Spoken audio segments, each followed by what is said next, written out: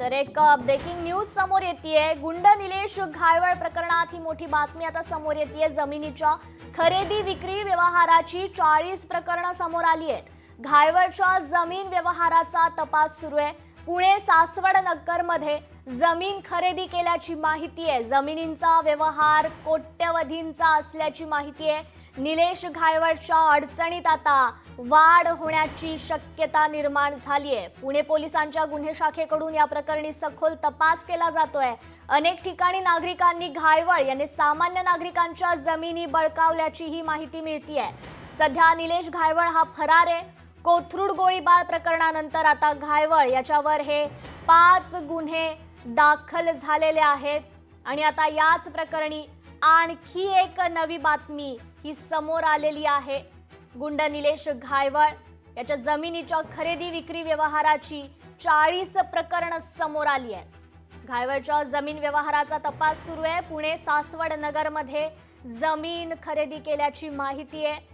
या संदर्भात अधिक अपडेट देण्यासाठी आपले प्रतिनिधी अमोल धर्माधिकारी आपल्याशी जोडले गेलेले आहेत। अमोल, खरं तर गुंड निलेश घायवळ याच्याबद्दल आणखी एक ही मोठी बातमी समोर आलेली आहे। जमिनीच्या खरेदी विक्री व्यवहाराची 40 प्रकरणं आता समोर आली आहेत।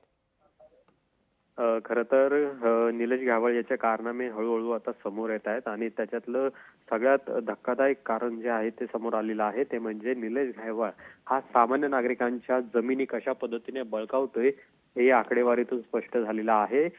राज्यभरातल्या अनेक ठिकाणी निलेश घायवळ याने त्याची दहशत वापरून या जमिनी बळकावल्याची माहिती सुद्धा समोर आलेली आहे। अनेक व्यवहार यामध्ये झालेले आहेत आणि तब्बल 40 ठिकाणी जमीन खरेदी विक्रीचे व्यवहार आहेत ते निलेश घायवळ याने केलेले आहेत। आता ते कुणासोबत कधी केलेले आहेत याचा तपास पोलिसांकडून केला जातोय आणि याची सगळ्याची जर आपण किंमत पाहिली तर ती जवळपास कोट्यवधी रुपयांच्या पुढे गेलेली आहे। पुणे, सासवड, अहिल्यानगर, धाराशिव अशा अनेक भागांमध्ये निलेश घायवळ याच्याकडून हे जमीन खरेदी विक्रीचे व्यवहार आहेत ते झालेले आहेत।